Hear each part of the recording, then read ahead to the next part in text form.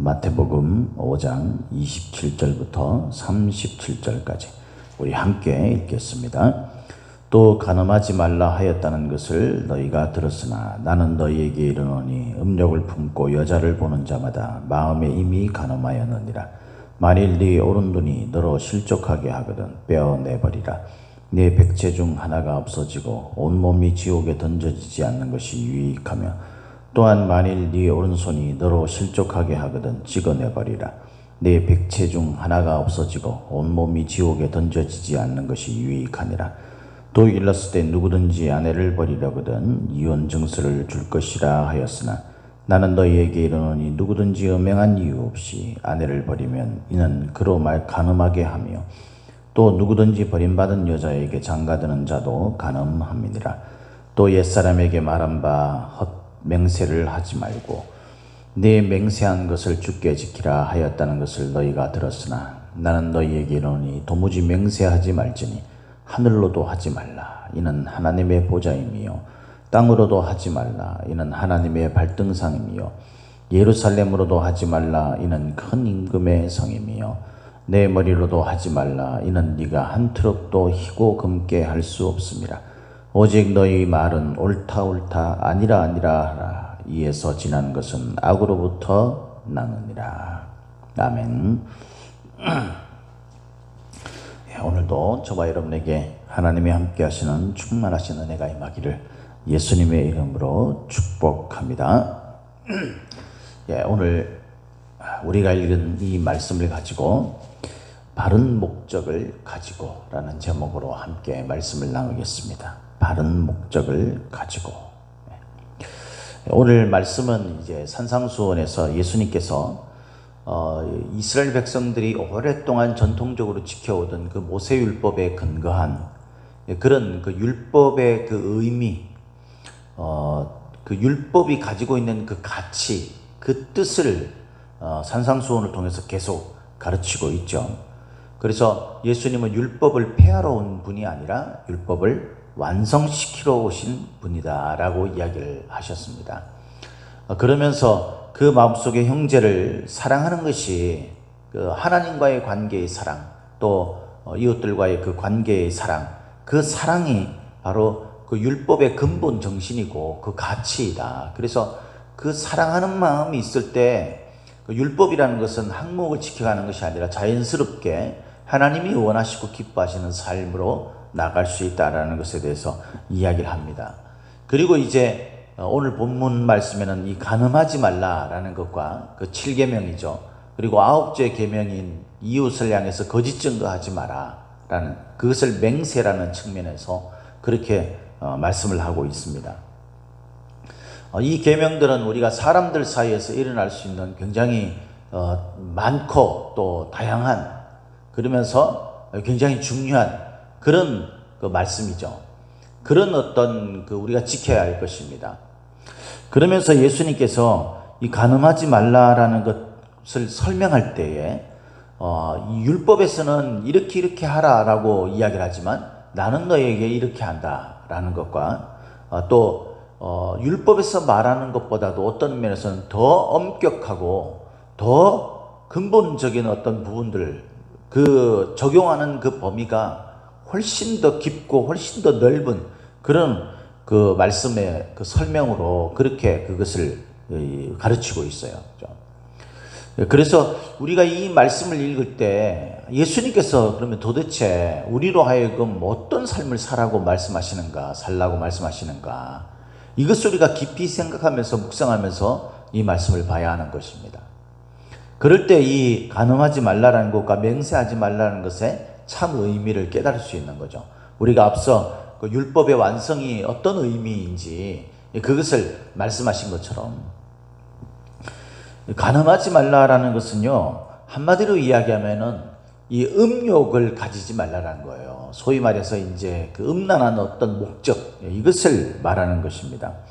그래서 28절에 보면 나는 너희에게 이르노니 음욕을 품고 여자를 보는 자마다 마음에 이미 간음하였다라는 이 말씀이 나오는데 여기서 품고라는 이 말은 그 목적을 가지다라는 의미와 같아요. 그러니까 음욕의 목적을 가지고 여인을 바라보는 거예요.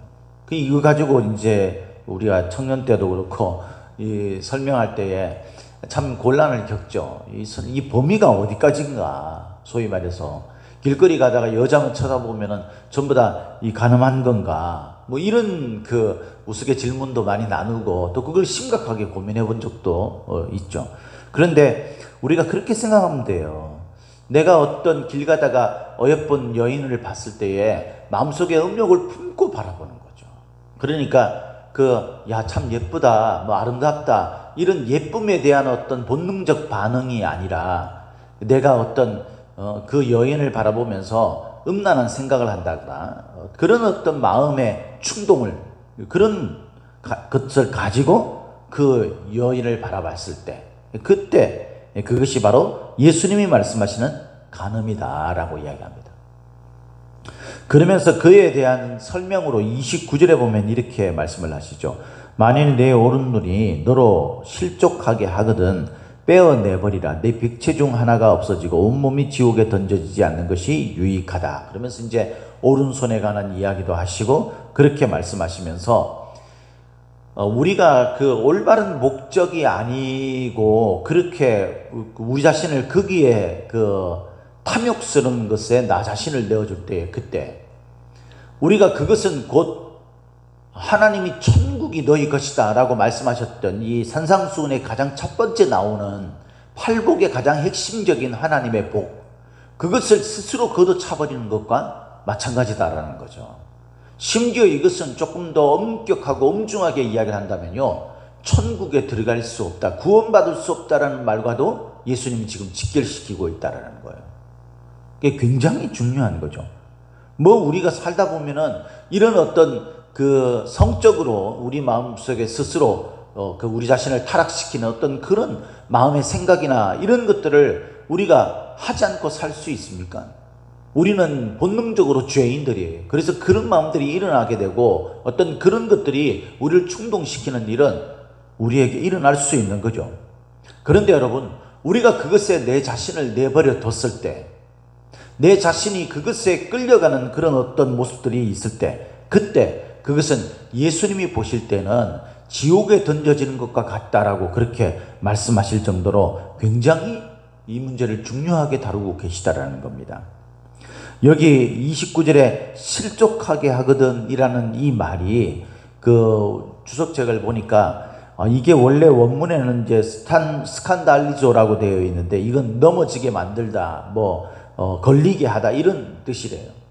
그런데 이것에 소위 명사형으로 되어 있는 스칸달론이라는 말이 있는데 이 말은요, 덫이라는 말입니다. 올무라는 말입니다. 이것은 어떨 때 사용하는 말이냐면 내가 이게 원수를 향해서 어떤 것을 할 때에 그때 원수를 향해 덫을 놓고 원수를 향해서 올무를 놓죠. 거기에 걸리도록 그렇게 하는 행위라는 거예요. 소위 내가 나 자신에 대해서 마치 원수처럼 그렇게 대하는 것이 바로 이 실족하게 되는 것을 말하는 거예요. 우리의 원수는 악한 마귀밖에 없어요. 그러니까 악한 마귀가 갈 곳은요, 그거밖에 없는 거죠. 지옥밖에 없는 거죠. 그러니까 이 문제는 우리가 이것을 잘 다루지 않으면은 내가 내 스스로를 악한 마귀와 같이 내버리겠다라는 그런 말인 거나 마찬가지입니다. 그러면은 우리가 앞서 이야기한 대로 어떻게 음욕을 품지 않을 수 있습니까? 목적이 분명해야 된다는 거예요. 목적이. 내가 음욕의 목적을 가지고 예쁜 것을 보고 음욕의 목적을 가지고 우리가 우리의 몸을 사용하지 말라는 것입니다. 그 목적이 선하면 되는 것이에요. 목적이 선하면.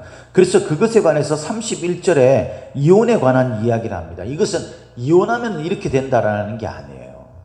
그 말이 아니라 이혼에 대한 정당한 이유가 있으면 그렇게 돼야 되겠죠. 요즘 시대는 이 이혼이 굉장히 많지 않습니까? 이혼과 재혼이 굉장히 많은데 그러면 여기에 다 걸리는 거죠. 예수님이 그런 의미로 가르친 것이 아니라 아내를 버릴 때에 그 이혼을 하는 가장 중요한 그런 이유가 뭐냐면은 하나님이 아담과 하와를 처음 창조하시면서 부부로 한 몸으로 살도록 하셨는데 그것에 대해서 이 소위 말해서 그 관계를 깨뜨리는 그런 내가 하나님이 맺어준 그 관계가 아니라 다른 곳에서 내가 다른 목적을 가지고 나의 탐욕스럽고 나의 음란한 목적으로 그것이 다른 방향을 향할 때, 하나님이 맺어준 그 방향이 아니라 다른 방향을 향할 때, 그때 그것이 바로 이혼의 이유가 되는 거예요. 이 당시에는요, 이 가부장적인 남자 중심이었죠. 지금도 뭐 그런 부분들이 부분적으로는 좀 있고 지금은 많이 개선됐지만 우리나라도 과거에 그랬잖아요. 그러다 보니까 우리의 그 아버지 세대에는요, 다 이 뭡니까? 소위 말해서 두 집 살림하고 이런 것들이 많았어요. 왜? 내가 중심이 되고 나의 어떤 욕망을 채우기 위해서는 그런 어떤 신실한 관계조차 깨뜨릴 수 있다라는 것이죠. 그러니까 지금 여기서 간음한 이유가 아닌, 소위 말해서 이런 그 음란한 이유가 아닌 그런 그 배우자가 바람을 피우고 이런 이유가 아닌 이유로 이 이혼 정서를 해주면 그것은 이 하나님께서 맺어준 관계를 깨뜨린다는 거예요. 왜 이혼 정수를 해주겠어요?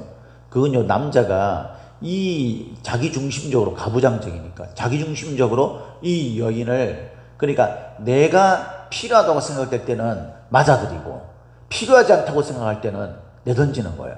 필요하지 않는 이유가 뭐겠습니까? 그거는 이 여자에 대해서 실정을 느끼는 거죠. 그거밖에 없어요. 그런 문제가 있을 때에 이 여자와 절대 이혼을 하지 않도록 그렇게 규정을 하는 거예요.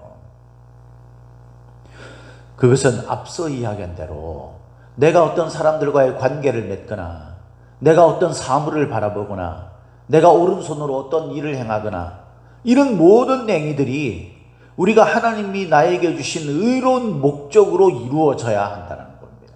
그게 아닌 경우에는 이것이 간음이든 아니면은 우상숭배는 곧 간음하는 것이다 라고 그렇게 이야기를 하신 그 성경 말씀에 의한 것처럼 하나님이 주신 올바른 목적이 아닌 내가 나의 탐욕과 나의 욕망을 채우기 위한 어떤 일들이, 그것이 성적이든 그렇지 않은 것이든 물질에 관해서도 마찬가지죠. 이런 것은 모두 하나님 앞에서 율법을 범하는 것이 되는 겁니다. 이럴 때에는 내가 사족을 차라리 잘라버릴지언정 지옥에 던져지지 않도록 나 자신을 돌아봐야 한다라고 가르치고 있는 거예요. 그러면서 이것은 맹세하지 말라라는 그 법으로 이렇게 예수님께서 그 가르침이 넘어가죠. 우리가 그 십계명의 9번째 보면은 이웃을 향해서 거짓 증언하지 말라라고 이야기하잖아요. 그것이 맹세하지 말라라는 거예요. 사실 우리는 뭐 어떤 약속을 할 때에 맹세하고 막 이런 의미가 사실 이 본문 말씀에 그게 아니에요. 물론 여기서 이제 그것도 포함이 되죠. 그래서 맹세를 했으면 반드시 지켜야 된다라고 이야기하죠. 그런데 사실 이 말씀을 읽어보면 그것보다는 더 어떤 거냐면요, 이 이웃을 헤아리는 어떤 목적이나 아니면 자기의 어떤 욕망을 채우기 위한 목적으로 거짓으로 맹세를 하는 것을 말하는 거예요. 그러니까 여기서 맹세하지 말라라고 이야기하는 것은 거짓 맹세를 하지 말라라는 겁니다. 거짓 맹세를 하는 이유는요, 그것밖에 없는 거죠. 위키백과에 제가 이렇게 그 거짓에 대해서, 거짓말에 대해서 찾아보니까 그렇게 설명을 해놨더라고요. 그 딱 한 가지 긍정적인 이유가 있어요. 그게 뭐냐면은 이제 그 사람들을 보호하려는 목적, 그것으로 때로 우리가 거짓을 할 수 있는 거죠. 그 대표적인 성경의 예가 뭡니까? 라합이죠. 라합. 그죠? 라합이죠. 그러니까 하나님의 사람들을 보호하기 위해서 거짓말을 하게 되는. 그러나 그것조차도 하나님은 사실 그런 방법을 쓰지 않기를 원하시죠. 거짓은요, 하나님의 성품을 가지고서는 도저히 할 수가 없는 것입니다. 거짓은 거짓의 아비인 마귀에 의해서 이루어지는 것입니다. 그것이 아무리 뭐 하얀 거짓말이고 선한 거짓말이든 뭐든 하나님은 오직 진실밖에는 없어요. 하나님이 거짓을 말씀하시지 않아요. 하나님은 거짓을 말해야 할 이유가 없는 거죠. 또한 그래서 여러분, 거짓을 말하는 것은요, 하나님으로부터 비롯된 것이 아닙니다. 어떤 이유에서든지 그래서 우리는 늘 평상시에 거짓을 말하지 않고 진실말을 말하는 그런 습관이 있어야 돼요. 그런 관점에서 이 맹세를 하는 것을 말하는 겁니다. 거짓말이 되지 않기 위해서는 맹세를 했으면 그것을 어떻게 해야 됩니까? 지키면 되는 거죠. 지키면 거짓이 안 되는 거예요. 그러나 지키지 않으면 내가 맹세를 한 것이 거짓이 되어버리는 겁니다. 제가 목회를 이렇게 하다 보니까 우리 성도들이 자신의 신앙에 대해서 확신할 수 없으면서 이렇게 고민하는 이야기들을 많이 들어요.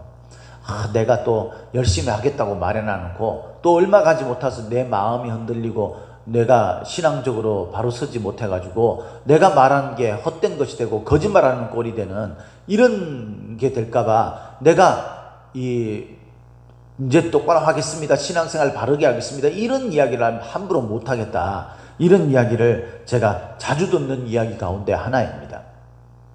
맞습니다, 여러분. 우리가 지키지 못할 약속은요, 하지 않는 것이 좋아요. 그래서 맹세를 할 때에는 우리가 신중을 기해서 우리가 그 맹세를 아주 신중하게 해야 합니다. 그러나 여러분, 한번 생각해 보세요. 저나 여러분들이 아무리 뭔가를 말했다 한들 그것을 정말 우리가 완벽하게 지킨다고 생각을 하고 그렇게 지금까지 살아왔다 한들 앞으로도 내가 그것을 완벽하게 지킬 수 있을까요? 우리는 애초에 모든 것을 완벽하게 할 수 없어요. 우리의 약속도 완벽하게 지킬 수 없는 존재들이에요. 하나님의 모양과 형상을 따라 창조받아 처음에 너무도 아름다웠던 그 사람들이 하나님과 맺었던 그 신실한 관계, 자신의 눈으로 보고 자신이 직접 체험하면서 겪었던 그 신실한 관계를 스스로 깨뜨리잖아요. 하나님이 그 사람이 맹세할 걸 다 지키고 그렇게 그런 관계를 형성하고 창조하셨겠어요? 그게 아니죠. 하나님은 우리가 부족하고 연약함으로 인해서 하나님 앞에 우리가 신실하게 지켜야 할 약속들을 지키지 못하는 우리의 연약함, 우리의 허물을 아십니다. 할렐루야. 그게 참 얼마나 감사합니까? 그래서 여러분, 여기서 말하는 것은 너희가 반드시 맹세를 지킬 것들만 하라라는 의미가 아니에요. 그러니까 여러분, 제게 그렇게 말할 필요가 없어요. 목사님, 제가 나중에 또 며칠 지나지 않아서 이렇게 말한 게 헛것이 될까봐 제가 함부로 한다고 말할 수 없을 것 같아요. 그게 아니에요. 우리가 말하는 당시에 그것이 하나님 앞에서 신실하면 되는 겁니다. 오늘 본문에 보니까 하나님의 보좌, 또 하늘로자 하지 말고 땅으로도 하지 말고, 그러면서 땅은 하나님의 발등상이고 예루살렘으로도 하지 말고 그건 큰 임금의 성이고 네 머리로도 하지 말고 네가 한 터럭도 희게 검게 할 수 없다라고 말씀하시면서 어떤 것을 대상으로 하든지 맹세는 하지 마라, 이렇게 말씀하시는 것처럼 보이죠.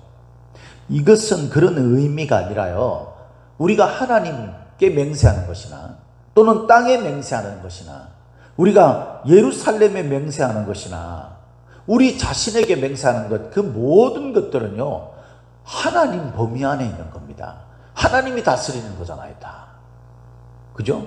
예루살렘 대 하나님이 다스리는 거죠. 왜냐하면 큰 임금의 성이니까. 큰 임금이 누구예요? 하나님이시죠. 예수 그리스도예요. 만왕의 왕. 내 머리로도 하지 말라. 이것은요, 하나님이 없는, 하나님과의 관계가 끊어진 나의 연약한 모습, 그런 내 자신에게 하는 그런 맹세를 말하는 거예요. 나는 지킬 수 없는 존재예요. 그러니까 그런 맹세 하지 말라는 거예요. 그러면 어떻게 맹세해야 합니까?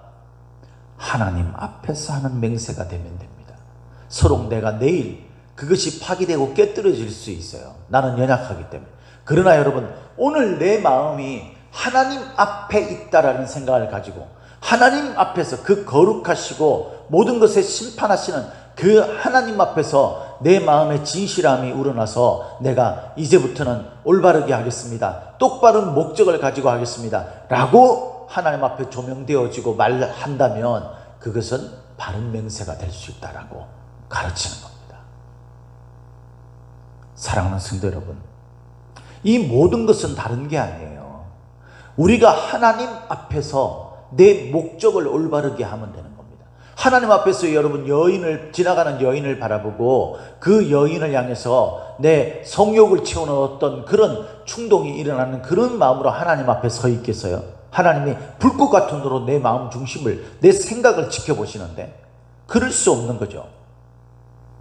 우리가 하나님이 지금 내 앞에 있는데 내가 거짓말로 나의 이익을 위해서 거짓말로 뭔가를 사람들과 관계 약속을 맺고 이렇게 할 수 있어요? 그건 할 수 없는 거죠. 하나님이 불꽃 같은 눈으로 나의 의도와 나의 뜻과 생각과 행동을 지켜보고 계신데, 그러니까 오늘 우리가 읽은 이 말씀에서 예수님이 말씀하시고자 하는 한 가지가 뭐냐면요, 하나님 앞에서 나의 목적을 바르게 하면 되는 거예요. 그러면 내가 나를 다스릴 수 있는 겁니다. 서로 우리가 넘어지고 쓰러진다 할지라도 그것은 우리의 부족함과 연약함 때문인 줄 알고 주께서 우리를 일으켜 세우시고 우리를 도우실 줄로 믿으십시오. 그래서 여러분, 내일 내가 어떻게 될까 이런 생각을 하지 말고요, 오늘 내가 하나님 앞에 신실한 모습을 지킬 수 있도록, 그게 내일 가서도 또 내일의 오늘 내가 이것을 지켜야지, 하나님 앞에서 그런 목적을 바르게 한다면 우리는 약속을 지켜가는 자, 그리고 나를 탐욕에 내버리지 않고 하나님의 선하고 아름답고 성결한 모습으로 나를 지켜갈 수 있는 힘이 되는 것입니다. 그래서 이런 하나님 앞에서의 올바른 목적으로 우리 삶을 돌아보고 나를 지켜갈 수 있는 날마다의 습관이 나에게 이루어지므로 내가 하나님 앞에서 의로운 사람, 옳은 사람, 하나님의 말씀 율법을 지켜가는 사람이 되는 저와 여러분들이 다 되시기를 예수님의 이름으로 축복합니다. 축복합니다.